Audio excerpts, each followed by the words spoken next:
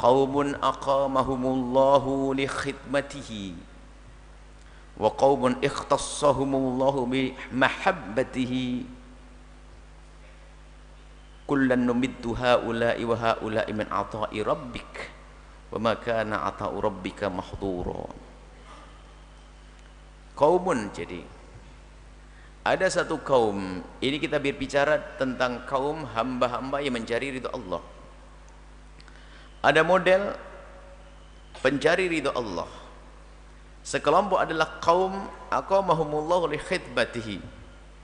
Allah tapakkan kakinya di wilayah khidmah, sehingga hamba tersebut menjadi hamba yang rajin beribadah, terlihat oleh mata manusia. Dia melakukan sholat, puasa, berjuang, khidmah. Ibadahnya kuat. Mereka adalah hamba pilihan kekasih Allah. Wa qaumun, dan satu kaum lagi, ikhtasahumullah bi mahabbatihi.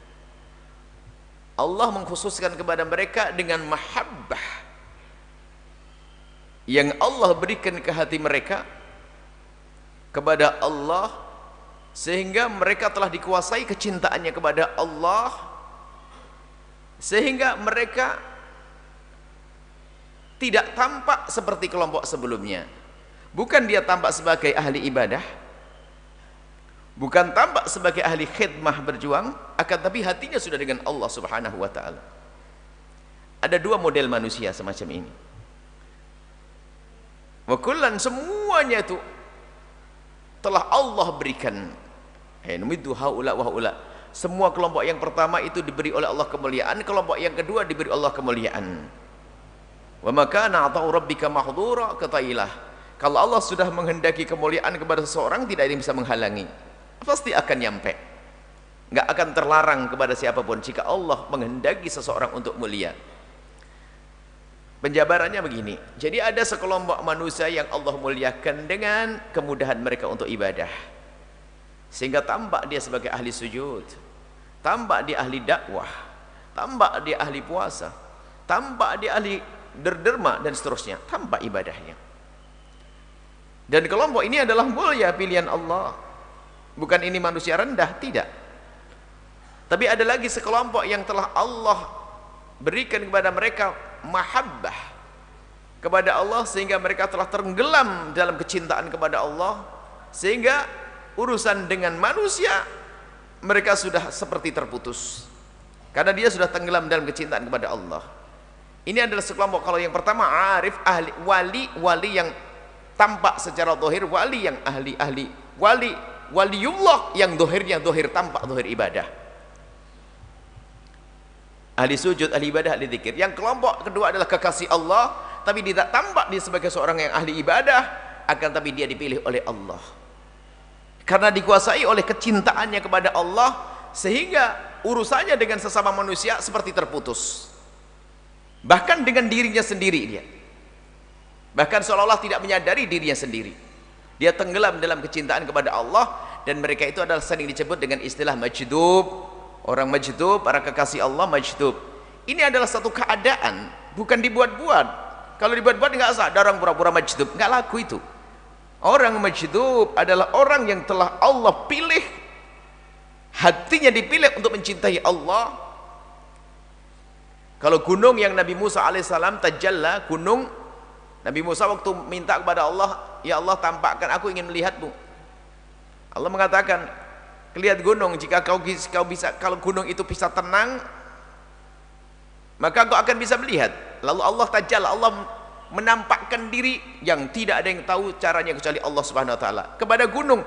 Maksudnya ada gunung menyaksikan keagungan Allah, berguncang, hancur. Maka Nabi Musa saat itu ketakutan. Begitu juga hamba Allah, jika di saat melihat keagungan Allah, dikuasai oleh mahabbah, kecintaan kepada Allah, ada sebagian manusia yang tidak mampu menguasai diri mereka sendiri, sehingga dia secara zahir seperti orang gila. Ya nggak senang duit, ya nggak senang perempuan, ibaratnya gitu. Ada majdub senang duit. Ada itu, bohong itu. Majdub itu kalau sudah diambil hatinya oleh Allah dalam kecintaan kepada Allah, dia nggak senang dunia, nggak. Itu bukan guru kita. Tapi kita husnudzan, dia kekasih Allah. Ada kisah Dr. Syekh Muhammad Said Ramadan Al-Buti dengan ayahanda beliau datang ke suatu orang, bukan kelompok ahli ilmu, bukan kelompok yang dipilih oleh Allah menjadi kekasih Allah yang tampak dengan ilmunya. Jadi ahli ilmu, alim adalah kekasih Allah, wali bil ilm tampak. Ada satu wali bil mahabbah yang Allah pilih dengan majdub tadi. Datang ayahnya ke tempat tersebut, ke orang tersebut, terjadi obrolan yang tidak semua orang faham gitu. Kemudian kalau tidak salah Dr. Buti tiba-tiba ngomong, ya saya doakan saya biar saya seperti kamu, doakan saya seperti kamu. Rupanya waktu itu yang diminta ini seorang wali ini sadar, dalam keadaan sadar, bukan tenggelam dalam cinta, lalu berkata, apa yang menjadikan kau minta doa sepertiku? Kalau engkau sepertiku enggak terputus kemanfaat untuk umat. Maksudnya enggak, kamu jangan seperti aku, kamu punya tugas, kamu punya ilmu, tugasmu adalah urusan dengan umat. Nah, ini jadi wilayah majdub, makom majdub itu bukan dibuat-buat, Allah pilih. Tiba-tiba Allah titipkan di hati seorang hamba, tenggelam dalam kecintaan kepada Allah. Setelah itu apa? Seperti orang gila. Makomnya kalau urusan syariat seperti orang gila. Orang gila bagaimana? Enggak wajib sholat, enggak wajib. Tapi kalau majduban dia tetap wajib sholat, majdub palsu. Dia tenggelam, tidak ingat. Dia begitu dikuasai oleh kecintaan kepada Allah. Kan ada orang gila cinta dunia, ada kan? Ada orang gila cinta dunia, ditinggal pacarnya karena naudzubillah, gila, bangkrut, gila, ada. Itu karena dunia. Tapi ada orang dikuasai oleh kecintaannya kepada Allah, sehingga dia adalah maqami majdub. Ini sekelompok. Sekelompok yang lain adalah diberi oleh Allah kemampuan untuk berkhidmah. Nah, ini maknanya apa? Agar kita, jadi yang memberi adalah Allah, yang memberikan kepada kelompok pertama sehingga dia menjadi ahli ibadah, ahli dakwah, ahli sholat, ahli puasa adalah Allah. Yang memilih seorang hamba, Allah yajtabi ilahi man yasha'. Ada orang yang diambil oleh Allah sesuai dengan kehendak Allah untuk menjadi hamba yang mencintai Allah. Allah pilih man yasha' sesuai dengan Allah, apa yang Allah kehendaki. Yang memberi semua adalah Allah. Lah di sini sebenarnya ada maksud yang agung, bahasanya mari kita semuanya bisa berprasangka baik kepada siapapun. Bahkan Allah menyembunyikan kekasihnya di antara hamba-hambanya. Kita tidak tahu, mungkin tetangga kita adalah, mungkin istri Anda adalah waliullah, mungkin pembantu di rumah Anda waliullah, kekasih Allah.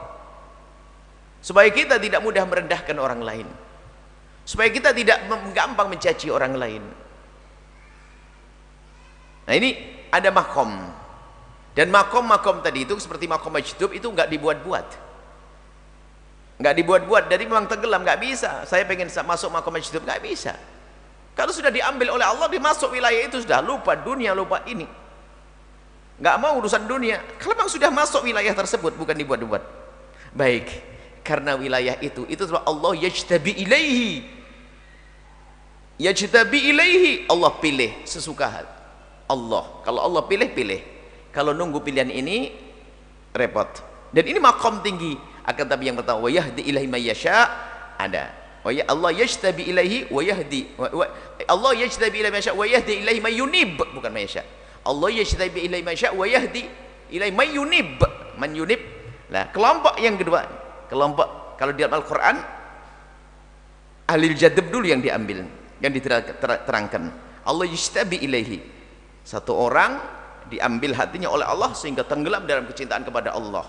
Itu Allah pilih. Yang yunib, orang berusaha.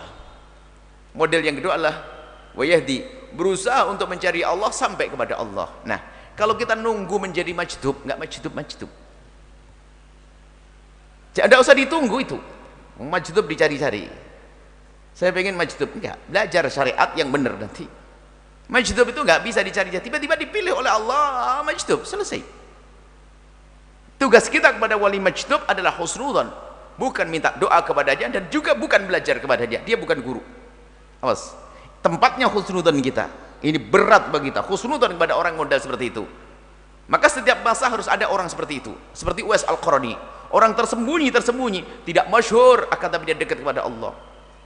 Kam min masyhurin berkatil mastur. Alangkah banyaknya dai-dai masyhur, dia bisa berhasil bukan karena dia, tapi karena doanya ulama-ulama atau para wali-wali yang tersembunyi. Nggak bisa kita sombong setelah itu. Kami masyhur, orang yang masyhur bisa sukses berketil mastur, karena ada orang tersembunyi di balik ini semuanya. Di kampung ini mungkin ada orang berdakwah sukses dengan dakwahnya, gebiarnya semuanya, akan tapi itu tidak mustahil buah doanya satu orang yang sangat tawaduk, khusyuk, tidak ada yang tahu. Dia menangis setiap malam, ya Allah, aku ingin membuat perubahan di negeri ini tapi aku tidak punya kemampuan, ya Allah. Kekuasaan tidak ada di tanganku, ya Allah. Macam-macam aku tidak punya tapi aku mohon, ya Allah. Setiap malam menangis. Karena tangisnya inilah Allah kirim seorang alim yang masyhur yang bisa berdakwah di situ. Tidak mustahil majelis ini adalah buah daripada dakwahnya orang tersembunyi. Tidak perlu kita sombong. Majelis besar, enggak. Hati-hati. Ini pendidikan Ibn Athaillah untuk tidak merendahkan siapapun. Bisa saja majelis besar ini adalah, bukan bisa saja, yakin ini doa para kekasih-kasih Allah yang tersembunyi, yang tidak pernah terlihat di televisi, tidak di radio, tidak pernah ada fotonya dipajang, bahkan mungkin kita juga tidak pernah mengenalnya. Atau seorang ibu sepuh yang dia selalu memohon kepada Allah. Syuyuh ruk'a, para orang-orang tua yang dia rajin sujud, yang menjadikan sebab semuanya seperti ini. Nah ini ada makom jadab, itu bukan kita cari-cari. Kalau Allah kasih kepada anda, akan jadilah anda. Cuman makom yang satu adalah makom li khidmatihi, khidmah kepada Allah. Makom inabah, kita berusaha terus dan berusaha terus beribadah, tidak usah nunggu menjadi majdub. Anda beribadah. Dan Nabi fil yaqdati, Nabi dalam keadaan terbangun dan dalam keadaan sadar di dalam dakwah. Maka pangkat-pangkatnya para ulama-ulama, Syekh Abdul Qadir Jailani tidak ada jadab, Imam Syafi'i nggak ada jadabnya. Ada wali-wali majdub yang ada kisah-kisah disebutkan. Uwais Al-Qarani masuk wilayah jadab. Dan setiap masa perlu orang yang ahli khidmah dan yang ahli mahabbah. Semuanya pangkatnya tinggi di hadapan Allah, tidak boleh saling merendahkan. Bukan berarti yang makom ahli khidmah adalah orang yang lebih bagus daripada makam ahli mahabbah tadi, tidak. Ini hanya pemilahan dari Ibn Athaillah Sakandari agar kita itu semuanya berusaha. Jika memang dirimu bukan ahli jadab tadi, maka menjadilah kamu ahli yang pertama tadi, ahli khidmah. Kalau kamu tidak menjadi yang kedua, berarti kamu orang yang jauh dari Allah Subhanahu wa ta'ala. Nah sekarang kita tanya ke diri kita, bagaimana ibadah kita, pengabdian kita kepada Allah. Saya teringat bahwasanya guru mulia bercerita bahwasanya jangan dianggap wali itu harus selalu berjubah dan berimamah gede, bukan. Bisa saja seorang waliullah kekasih Allah adalah orang yang matanya kacamata tebal di laboratorium, dia adalah pakar atom, semua di hatinya, di pikirannya, gerak-geriknya bekerja untuk kejayaan Islam. Dia waliullah. Bukan saja orang berjubah, itu kan kesombongan orang berjubah pengen dianggap wali, bukan. Waliullah adalah orang yang hatinya dengan Allah. Mungkin dia seorang pengusaha, bekerja keras, dia bergelimang dalam kekayaan, akan tapi yang di hati dan pikirannya adalah kekayaanku adalah untuk umat Nabi Muhammad. Waliullah. Bahkan dia yang paling aman, tidak ada mencium tangannya, tidak ada menyanjungnya di dunia, tapi azim fi malakutis samawati wal ardi, agung di langit, agung di bumi, dan agung di hadapan Allah Subhanahu wa taala. Ayo, ini yang kita inginkan, berlomba kita di sini untuk menjadi qaumun aqamahullahu li khidmatihi. Bagaimana kita menjadi hamba yang dipilih oleh Allah untuk menjadi ahli khidmahnya Allah. Khidmah dengan apa? Dengan apa yang kita miliki. Kalau kita tidak punya apa-apa, jasad kita, dengan kita gunakan jidat untuk sujud, tangan untuk menolong orang lain, kaki untuk semua untuk kita gunakan untuk khidmah, untuk umat Nabi Muhammad SAW, untuk Allah Subhanahu wa ta'ala. Ini adalah para kekasih Allah juga. Ini makom. Nah, di sana ada memang pengelompokan-kelompokan bagi orang yang tidak faham. Di saat pembedaan bukan berarti lebih bagus. Mana lebih bagus antara, sampai para ahli tasawuf mengatakan gambarannya orang ini adalah seperti buah, fakihah, buah. Ada pisang, ada apel, semuanya. Mana yang lebih bagus antara pisang dengan apel? Itu kan selera saja ya. Yang hobi pisang akan mengatakan pisang lebih bagus. Semuanya bagus. Jadi ada yang Allah beri dengan karunia, maka rabbuka mahdzur. Allah memberikan seseorang, Allah memilih seorang hamba untuk menjadi kekasihnya dengan apa? Dengan hartanya. lalu Allah mudahkan urusan rezekinya, sehingga dengan rezekinya dia terus berpikir untuk kejayaan Islam. Muncullah Abdurrahman bin Auf, sampai hari ini Abdurrahman bin Auf masa sekarang. Ada orang-orang yang modelnya adalah model-model seperti Ammar bin Yasir, dengan segala kekurangannya, tapi dipilih oleh Allah. Ada orang-orang yang dipilih Allah menjadi kekasih Allah, model Umar bin Abdul Aziz, jadi pemimpin yang takut kepada Allah. Jadi semuanya ini akan diberi bekal oleh Allah. Jadi tidak harus menjadi kekasih Allah, menjadi wali itu harus pakai jubah begini, bukan itu. Akan tapi bagaimana dia itu menyadari ditempatkan di mana oleh Allah. Makanya qaumun aqamahumullahu li khidmatihi, ada kaum yang memang Allah tapakkan kakinya untuk berkhidmah untuk Allah. Maka sadari khidmah untuk Allah itu adalah khidmah yang sifatnya qasirah, manfaatnya terbatas, yaitu khidmah pribadi, sujud, rukuk. Bukan itu saja khidmah. Sujud kepada Allah khidmah, sujud rukuk khidmah, puasa khidmah. Tapi khidmah bukan itu saja, itu namanya ibadah qasirah, ibadah yang pahalanya untuk ku saja. Tapi di situ ada khidmah yang muta'addiyah, khidmah yang pahalanya terus kemana-mana, seperti yang Anda lakukan, wahai para juru dakwah, para orang-orang kaya, membangun masjid, bangun pesantren. Ini semua adalah khidmah yang sifatnya muta'addiyah, terus mengalir dan tidak ada hentinya. Ambil bagian ini, itulah para kekasih-kekasih Allah. Dan semoga Allah memudahkan kita untuk menjadi ahli khidmah, dan semoga Allah membekali kita untuk bisa berkhidmah. Khidmah luar biasa. Bahkan dikatakan al-khidmah, kalau al-ibadah tusiluka ilal jannah, kama seperti katakan orang dengan ibadah ya masih ada ibadah menyampaikan kita pada surga, tapi ada istilah khidmah itu. Al-khidmatu tusiluka ila rabbil alamin. Dengan khidmah mempermudah engkau untuk sampai kepada Allah Subhanahu wa taala. Jadi ayo kita semuanya khidmah. Kita arahkan kepada khidmah zaman sekarang, model zaman ini. Sujud tengah malam ya, pribadi antara kita dengan Allah. Puasa ya, zikir ya.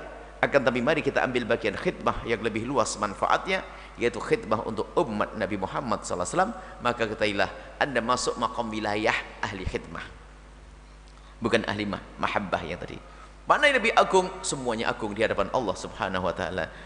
Jangan menunggu menjadi ahli majdub tadi. Nunggu majdub senang duit. Orang majdub kekasih Allah. Dan kita menemukan orang majdub, pernah menemukan orang majdub beneran. Coba kasih duit segenggam, tak kasih orang di belakangnya. Ini majdub masih senang duit. Majduban ini repot hari ini. Makanya ahli khidmah tadi menegakkan syariat. Maka orang yang wilayah majdub, kalau ternyata ada pelanggarannya, dihukum hukum syariah. Seperti Hallaj, tenggelam dalam kecintaan kepada Allah sehingga tidak melihat kecuali Allah. Dia tidak melihat dirinya sendiri. Waktu ditanya apa yang ada dalam bajumu, dia mengatakan Allah. Maka Hallaj dipenggal lehernya oleh pedang syariat. Makanya kalau ada orang zaman sekarang kok ngaku majdub, ngomong nggak bener, penggal dulu lehernya, nanti jadi waliullah baru. Makanya jangan ngomong yang enggak lalu dikatakan wali. Ya, dikatakan wali kalau sudah terbukti kayak Hallaj. Sekarang ada orang ngelantur, ngomongnya keluar syariat, melanggar agama, nggak karu-karuan, akan dibilang wali. Boleh dibilang wali, hukum dulu dengan pedang syariat. Baru setelah nanti kok darahnya mengalir la ilallah, baru kita husnudon. Jangan syariat dibikin main-main. Haram ya haram sudah. Dosa ya dosa. Wong sudah melakukan pelanggaran syariat dibilang wali. Enggak ada wali melanggar syariat. Kalau wali ahli. Kalau wali sadar. Kalau wali majdub enggak senang duit, enggak senang mobil, enggak senang. Ini sekarang. Mari ayo kita tidak usah membahas masalah wilayah majdub ini. Bukan bagianmu, bukan bagianku. Ini orang khusus yang dipilih oleh Allah dan disembunyikan oleh Allah Subhanahu wa taala. Kita masuk wilayah ahli khidmah. Yuk kita benahi hubungan kita dengan Allah. Satu. Kemudian hubungan dengan manusia. Apa yang bisa kita berbuat untuk manusia, umat Nabi Muhammad? Dan manusia pun martabatnya berbeda-beda. Ada martabatnya agung sekali di hadapan kita. Ibunda, ayahanda, saudara, istri, suami. Yang ini sebelum orang lain. Ku anfusakum wa ahlikum nar. Kita berangkat dari kerabat dahulu. Kita berangkat dari orang tua dulu. Benahi urusan kita dengan mereka. Itu khidmah untuk Allah. Dan itu kekasih Allah, waliullah, kalau menegakkan syariat seperti itu. Ini saja supaya kita tidak main-main syariat. Akhir-akhir ini orang begitu banyak main-main syariat, merendahkan syariat. Syariat jadikan guyonan. Tidak. Anda tidak usah baca kitab gede-gede, kitab kecil saja seperti kitab Sulamut Taufik, Muqaddimah Sulam Taufik. Muqaddimah Sulam Taufik itu adalah muqaddimah dari i'lamnya Ibnu Hajar biqawati'il Islam. Bagaimana orang itu akan keluar dari iman dengan kalimat-kalimat yang main-main urusan agama. Hati-hati. Enggak usah kitab gede-gede. Muqaddimah Sulamut Taufik. Alangkah banyaknya di hari ini orang yang main-main syariah. Ngomong syariah seenaknya sendiri tanpa ia sadari sesungguhnya menurut apa yang disebutkan dalam kitab Sulamut Taufik, dia telah keluar dari iman. Hati-hati, waspada. Guyonan tentang surga, guyonan Al-Qur'an, guyonan malaikat, guyonan tentang nabi, enggak diperkenankan itu semuanya. Tugas kita adalah menjalankan syariat zahir, saudara. Urusan batin Allah pilih Anda nanti. Yang penting menjalankan syariat zahir. Haram ya haram. Kalau kita melanggar tinggal istighfar, selesai. Enggak usah dirubah yang haram jadi halal. Kalau saya melakukan kesalahan, semoga Allah mengampuni dan menjaga kami. Ya katakan salah, enggak usah berkata, "Oh, makom kita belum nyampe. Buya mah lain." Enggak ada, saya sama dengan Anda. Ini repot nanti kalau saya melakukan salah dibilang wah makomnya beda ini. Anda jerumuskan saya. Memang saya umat siapa? Saya umat Nabi Muhammad, ya suruh sholat. Ini haram sama umat Nabi Muhammad. Kecuali saya bukan umat Nabi Muhammad, mungkin tidak haram lagi itu. Ya salah, ya salah. Ini biasanya muhibbin, orang pecinta yang berlebihan. Ini bermasalah nanti. Wah, makom kita membeda, kita belum nyampe. Belum nyampe apa? Bab sholat aja kok tidak nyampe. Yang melanggar sholat ya haram dosa. Yang matanya jelalatan ya haram. Coel-coel ya haram, selesai. Minuman keras ya haram, kurang apa? Jelas syariat. Itu loh syariat yang boleh tegakkan. Nggak perlu main-main. Jangan, wow, kalau ini mah beda. Beda apanya? Ada subhanallah, ya minal suatu ketika, suatu hari ada satu anaknya kiai, semoga Allah mengampuni. Kalau kiainya masya Allah di surga, cuma anaknya sendiri aneh waktu itu. Dia pakai cincin emas dan gelang emas. Ada yang nanya, semoga Allah mengampuni, tidak menggunjing, tidak menyebut namanya. Manggilnya kalau Jawa Timur kan Gus. Gus kok pakai gelang emas sama cincin emas? Oh, aku saya aku. Saya itu lain, beda. Oh, kiamat sudah habis. Beda.